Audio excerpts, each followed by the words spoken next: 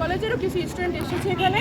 আমাদের শুধু একাদশ দ্বাদশ শ্রেণী নয়, বরং অনার্স, তারপর ডিগ্রি এসব ক্লাসের স্টুডেন্টরা আমাদের এখানে সমবেত হয়েছে আমরা একসাথে, কিন্তু শুধু মেয়েরা। দীর্ঘদিন ধরে চলমান ফিলিস্তিনি ইসরায়েলি আগ্রাসনের বিরুদ্ধে তীব্র প্রতিবাদ জানানোর জন্য আজ আমরা এখানে সকলে ঐক্যবদ্ধ হয়েছি।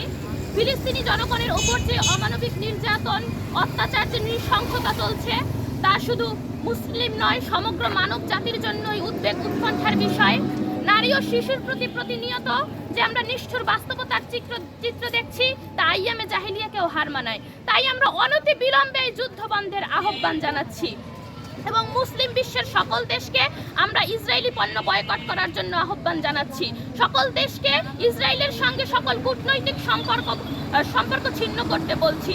ইসরায়েলি পণ্য পয়সা দিয়ে কেনা মানে ইসরায়েলকে মুসলিমদের উপর অত্যাচার করার জন্য অর্থ দিয়ে সমৃদ্ধ করা। আবাবিল পাখির প্রত্যাশায় আকাশের দিকে তাকিয়ে থাকলে হবে না, আমাদের প্রতিটি মুসলমানকে এক একটি আবাবিল পাখি হয়ে উঠতে হবে। সময় এসেছে জিহাদ করার।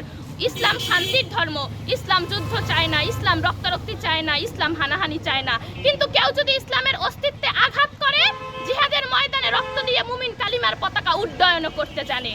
আমাদের মুসলিমদের ওপর অত্যাচার বন্ধ করা হোক। মুসলিম বিশ্বের নেতারা এখনো নির্বিকার কেন? তারা এখনো কোনো পদক্ষেপ নিচ্ছে না কেন? মুসলিম উম্মাহ এক হয়ে গেলে কিন্তু কিছুই থাকবে না। 200 কোটি মুসলিমের 400 কোটি হাত এক হলে কিন্তু 1 কোটি ইহুদি কিছুই করতে পারবে না। আমাদের বিশ্বের আমাদের ধৈর্যকে যেন তারা দুর্বলতা না ভাবে। মুসলিমদের ওপর অত্যাচার বন্ধ করা হোক, এটাই আমাদের প্রত্যাশা।